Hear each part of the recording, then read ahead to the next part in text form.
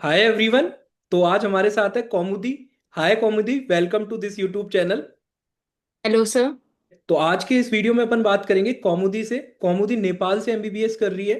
तो वो स्टूडेंट जो अभी अब्रॉड एमबीबीएस के बारे में सोच रहे हैं, और पिछले कुछ सालों में नेपाल का ट्रेंड बहुत बड़ा है इंडियन स्टूडेंट्स के बीच में। तो आज के इस वीडियो में अपन रियलिटी चेक करेंगे नेपाल से एमबीबीएस करने पे आपको कौन कौन सी चीजें माइंड मेकअप करके चलनी है, कौन कौन सी चीजें आपको नेपाल से एमबीबीएस करने पे आपको मिलेगी, किस तरीके से वहां पे आपका क्लिनिकल एक्सपोजर होता है, किस तरीके से आपकी एनएमसी की गाइडलाइन फुलफिल होती है नहीं होती है, आपका एमबीबीएस के बाद में जो एफएमजी का एग्जाम है उसका पासिंग रेशियो किस तरीके से होता है। जो सारे डाउट्स होते हैं इंडियन स्टूडेंट्स के बीच में और पेरेंट्स के बीच में, उन सभी के बारे में आज के इस वीडियो में बात करेंगे। तो सबसे पहले कौमुदी, आप प्लीज अपने आप को इंट्रोड्यूस कर दो। आप इंडिया में कहाँ से हो और नेपाल में किस कॉलेज से या यूनिवर्सिटी से आप एमबीबीएस कर रहे हो?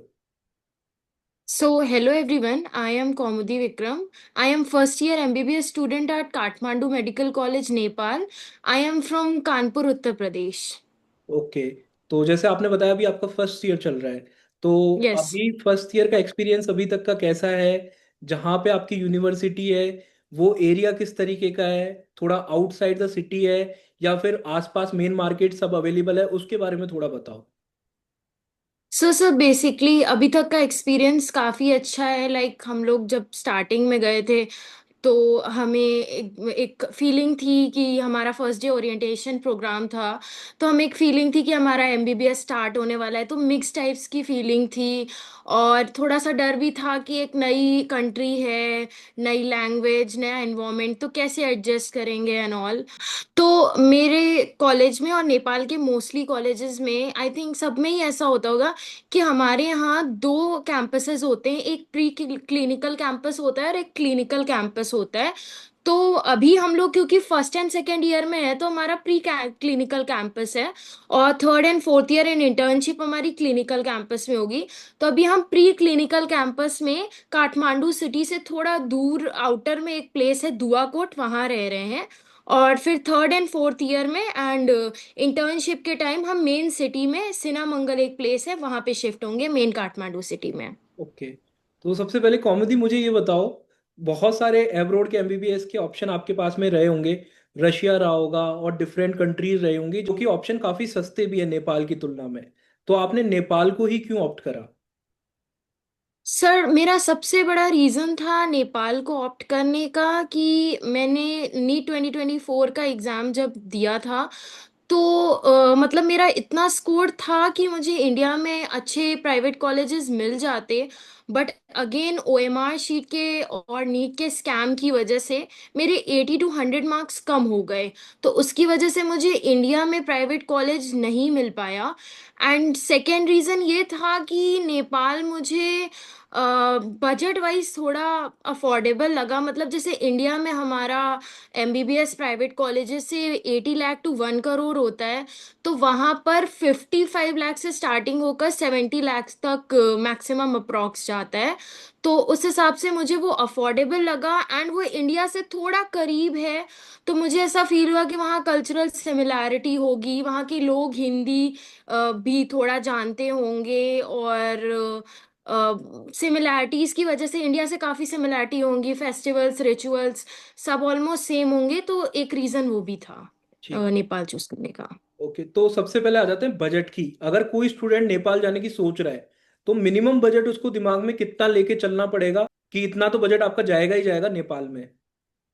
तो सर मिनिमम बजट जो हमें लेके चलना होगा आई गेस 55 लाख सबसे मिनिमम फीस है वहाँ, और मैक्सिमम 70 लाख तक जाएगा ट्यूशन फीस।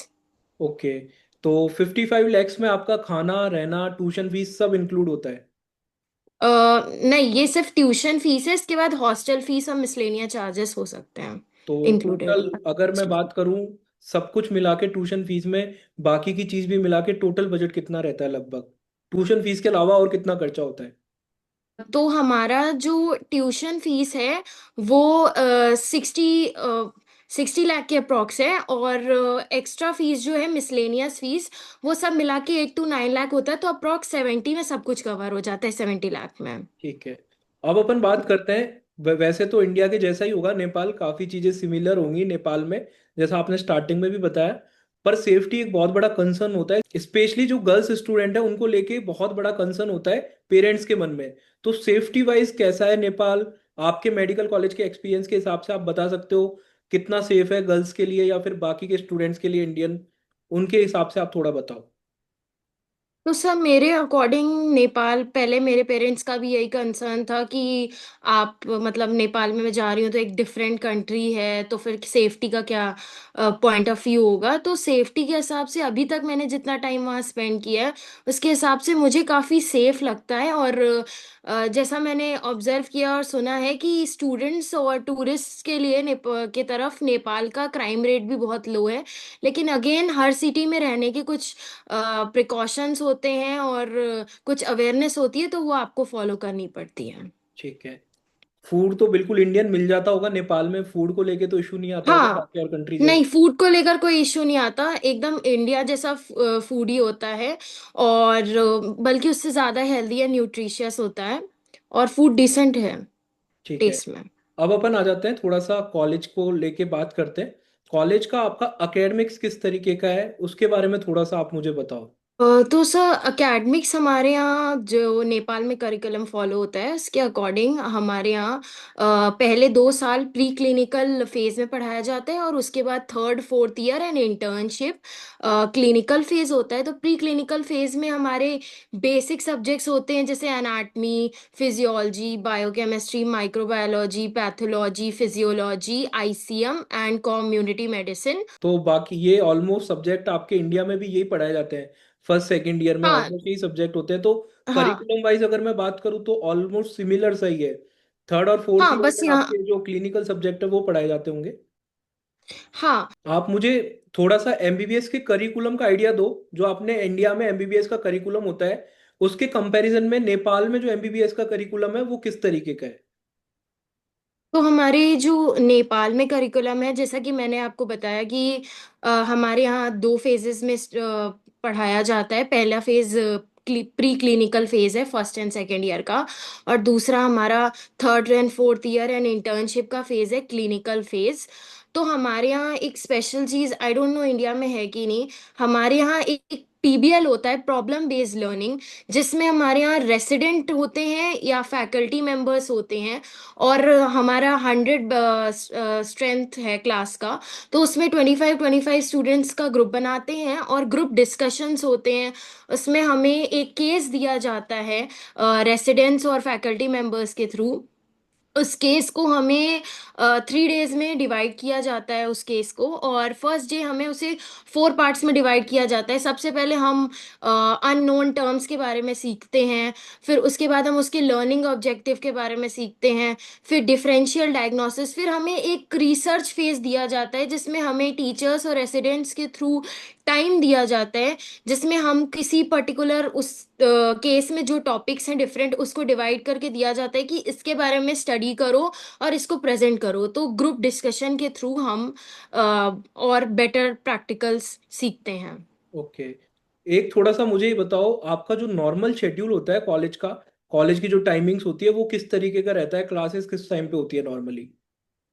तो सर मेरा जो नॉर्मल शेड्यूल है, मतलब 7 ओ क्लॉक मॉर्निंग में हमें ब्रेकफास्ट दिया जाता है। और उसके बाद हमारी 9 ओ क्लॉक से क्लासेस होती हैं, तो हम 8-8:30 तक कॉलेज के लिए निकल जाते हैं, क्योंकि हमारा कॉलेज अप्रॉक्स 1 किलोमीटर 2 किलोमीटर है, तो हमें थोड़ा चल के जाना पड़ता है। तो इसलिए थोड़ा टाइम चाहिए होता है। तो हमारी 9 बजे से क्लास होती है और 12 बजे तक क्लास चलती है। फिर 12 से 1 हमारा ब्रेक होता है। और फिर 1 से 2 हमारा एक थ्योरी लेक्चर होगा। फिर 2 बजे से 4 बजे तक हमारी प्रैक्टिकल्स होते हैं डिफरेंट सब्जेक्ट्स के, जो बेसिक्स वाले सब्जेक्ट्स हैं। और उसमें डिपेंड करता है कि 2 से 4 प्रैक्टिकल का टाइम है, बट डिपेंड करता है कि कौन सा प्रैक्टिकल कितनी देर लगेगी, तो वो कम ज़्यादा भी हो सकता है। ऑलमोस्ट जो इंडिया का टाइमिंग होता है कॉलेजेस का वैसा ही टाइम। हाँ बेसिकली वही है। ठीक है। थोड़ा सा मुझे एनएमसी की गाइडलाइंस के बारे में बता दो। नेपाल और आपका कॉलेज पूरी तरीके से एनएमसी की जो लेटेस्ट गाइडलाइन है उनको फॉलो करता है? हाँ, मेरा कॉलेज एनएमसी की गाइडलाइंस को फॉलो करता है। प्लस वो WHO अप्रूव्ड है and world directory of medical school से भी एफिलिएटेड है। Okay nice.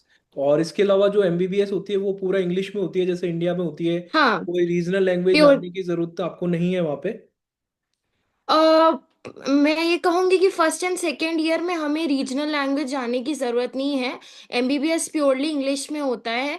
But third year से जब हम क्लिनिकल्स में जाएंगे तो ऑब्वियसली लोकल पेशेंट से हमें इंटरेक्ट करना होगा, तो हमें नेपाली सीख लेनी चाहिए।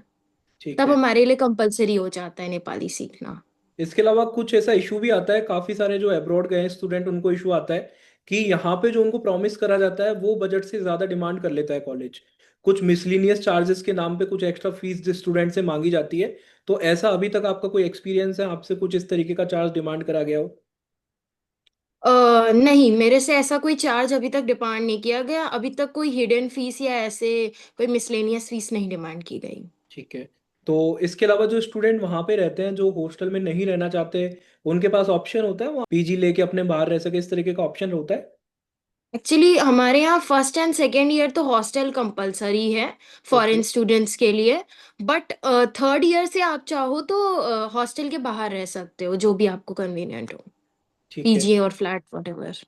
इसके अलावा जो मेन इशू होता है पेरेंट्स को स्टूडेंट को कि भाई आप आपने अब्रॉड से एमबीबीएस तो कर ली, पर जो आपको एफएमजी का एग्जाम पास करना होता है, वो एफएमजी के एग्जाम को पास करने के लिए आपकी प्रिपरेशन कब से स्टार्ट होती है वहाँ पे? किस तरीके से आपके सीनियर जो एग्जाम की प्रिपरेशन करते होंगे, किस तरीके से प्रिपरेशन करते हैं, और पासिंग रेशो किस तरीके का है आपके कॉलेज का? सर हमारे यहाँ एफएमजी की प्रिपरेशन, हमारा एमबीबीएस का जो नेपाल का करिकुलम है वो इस तरह से डिज़ाइंड है कि जिस तरह से प्रोफेसर्स पढ़ाते हैं उससे ऑटोमेटिकली एफएमजी की प्रिपरेशन होती रहती है। बट साथ में अगर आपको एक्स्ट्रा स्टडीज़ करनी है तो मैरो और प्रेपलैडर का के प्लेटफॉर्म्स आप फॉलो कर सकते हो, क्योंकि वहाँ पे भी लोग ये प्लेटफॉर्म्स यूज़ करते हैं। और आपके जो और एफएमजी के पासिंग रेशो के बारे में थोड़ा बता दो, किस तरीके का रेशो है? हाँ, एफएमजी का पासिंग रेशियो मेरे कॉलेज का लास्ट 3 to 4 ईयर से 60% से 88% तक के बीच में लाई करता है। दैट्स अभी very good. Last 3 to 4 years. मतलब काफी अच्छा रेशो है ये बाकी अगर जगह से हाँ। कंपेयर करें तो। ठीक है। इसके अलावा मुझे थोड़ा सा बताओ आपके कॉलेज में जैसे स्पोर्ट्स की क्या फैसिलिटीज हैं, अदर एक्स्ट्रा करिकुलम एक्टिविटीज किस तरीके की है, उसके बारे में थोड़ा बताओ। हमारे यहाँ एक्स्ट्रा करिकुलर एक्टिविटीज़ पे बहुत ज़्यादा एम्फेसिस होता है स्टडीज़ के साथ। हमारे यहाँ रेगुलरली स्पोर्ट्स वीक, मतलब यूजुअली एनुअली स्पोर्ट्स वीक होता है। और स्पोर्ट्स के इवेंट्स होते हैं, फुटबॉल टूर्नामेंट, बास्केटबॉल टूर्नामेंट। हमारे हॉस्टल में भी एक बास्केटबॉल और बैडमिंटन कोर्ट है। ठीक। एंड एक्स्ट्रा करिकुलर में हमारे यहाँ सर्जरी की वर्कशॉप होती है, और ब्लड डोनेशन कैंप्स होते हैं, वेबिनार्स होते हैं, रिसर्च प्रोग्राम्स होते हैं। तो ओवरऑल एजुकेशनल और नॉन एजुकेशनल दोनों टाइप की एक्टिविटीज़ होती हैं। एक बार मुझे थोड़ा सा ये भी बताओ, जब आपको नेपाल जाना होता है कितना टाइम आपको लगता है, और मोड ऑफ ट्रांसपोर्ट आप कौन सा यूज करते हो? आप फ्लाइट यूज करते हो या फिर बस से भी कुछ स्टूडेंट जाते हैं नेपाल, तो कौन सा आपका मोड ऑफ ट्रांसपोर्ट रहता है? सर मेरा मोड ऑफ ट्रांसपोर्ट रहता है बाय फ्लाइट, क्योंकि मैं वाराणसी से फ़्लाइट लेती हूँ। तो जैसे कुछ सिटीज़ हैं जैसे वाराणसी, कोलकाता और दिल्ली, ये सब जो सिटीज़ हैं यहाँ से अगर आप फ़्लाइट लो तो आपका एयर टिकट वन वे वाला 5,000 to 8,000 है। और मिनिमम ड्यूरेशन इन सब सिटीज़ से 1 to 2 आवर्स लगेगा मिनिमम आपको ये तो पहुँचने काफी में। अफोर्डेबल और काफी कम टाइम है अगर इंटरनेशनल हाँ। किसी और जगह आप जाना चाहो उसके हिसाब से। अब आप मुझे थोड़ा सा ये बताओ, आपने कुछ चीजें तो अपने कॉलेज के बारे में बताई, कुछ चीजें आपकी ऐसी बताओ जो आपको शायद कम ही लगती हो कॉलेज की तरफ से, या फिर कंट्री की तरफ से आपको लगता हो कि इससे बेटर ऑप्शन मिल सकता था कहीं और, या फिर आपको कोई ऐसा लगता है कि प्रॉब्लम आपको आ रही है वहां पे किसी चीज को लेके। तो थोड़ा सा आप प्रॉब्लम्स के बारे में भी बता दो, जिससे जो स्टूडेंट जाना चाहते हैं वो प्रिपेयर रहे मेंटली इस चीज के लिए। सब प्रॉब्लम, अब ऑब्वियसली घर से दूर रहेंगे तो कुछ प्रॉब्लम्स तो हमें फेस करनी ही पड़ेगी। बट अगेन उसके साथ कोप अप करना है। प्रॉब्लम मुझे सर मेन बस यही लगी कि वहाँ पर वेदर का बहुत अनप्रडिक्टेबल है। तो मेरा, क्योंकि मैं प्लेन एरिया से बिलोंग करती हूँ, तो जो प्लेन एरिया वाले स्टूडेंट्स हैं उनको जब वहाँ विंटर्स होती हैं, क्योंकि हमारी क्लासेस जनवरी में स्टार्ट हुई थी, तो विंटर के टाइम वहाँ बहुत एक्सट्रीम विंटर होती है। तो उसकी वजह से मुझे बहुत फ्रीक्वेंटली कोल्ड हो जा रहा था। और दूसरी चीज़, एमबीबीएस का शेड्यूल तो बहुत वास्ट है ही। और प्रैक्टिकल्स और क्लासेस के बीच में सेल्फ स्टडी के लिए टाइम निकालना काफ़ी डिफिकल्ट हो जाता है समटाइम्स। ओके। इसके अलावा लास्ट में आप कोई मैसेज देना चाहो उन स्टूडेंट्स को या पेरेंट्स को जो नेपाल को एज ए ऑप्शन देख रहे हैं एमबीबीएस के लिए? मैं पेरेंट्स को और स्टूडेंट्स को यही कहना चाहूँगी कि अगर वो नेपाल को एज एन ऑप्शन एमबीबीएस के लिए सोच रहे हैं, तो आई थिंक इससे बेटर ऑप्शन आपको नहीं मिलेगा, क्योंकि अगर आप कोई और कंट्री सोच रहे हो जैसे जॉर्जिया, रशिया, तो वहाँ आपको बहुत ज़्यादा लैंग्वेज बैरियर होगा। यहाँ पे भी आपको लैंग्वेज बैरियर होता है इनिशियली, बट वो लोग हिंदी समझते हैं और हिंदी में बात करते हैं। लेकिन विथ टाइम आप अंडरस्टैंड करने लगते हो। और दूसरा, आई थिंक करिकुलम इंडिया से शायद ज़्यादा मैच नहीं करेगा। तो आपने काफी सारी चीजें बताई, काफी सारे अपने इनपुट्स दिए कॉलेज को लेके, नेपाल एमबीबीएस को लेके। जो स्टूडेंट ये वीडियो देख रहे होंगे काफी उनको हेल्प मिलेगी, काफी सारी चीजें उनको पता लगी होंगी। इसके अलावा जो इंटरेस्टेड स्टूडेंट हैं जो नेपाल को एक एमबीबीएस ऑप्शन की तरह देख रहे हैं, डिस्क्रिप्शन बॉक्स में मैंने एक व्हाट्सएप नंबर डाला है, आप उस पर व्हाट्सएप पे मैसेज कर सकते हो या कॉल कर सकते हो। इसके अलावा एक फॉर्म का मैंने लिंक भी डाला है, आप उस फॉर्म को फिल कर सकते हो, टीम आपसे कॉन्टेक्ट कर लेगी। So thank you so much comedy, आपने ज्वाइन किया, आपने अपने एक्सपीरियंस शेयर करे, जिससे कि बहुत सारे स्टूडेंट और पेरेंट्स को हेल्प मिलेगी। Thank you sir.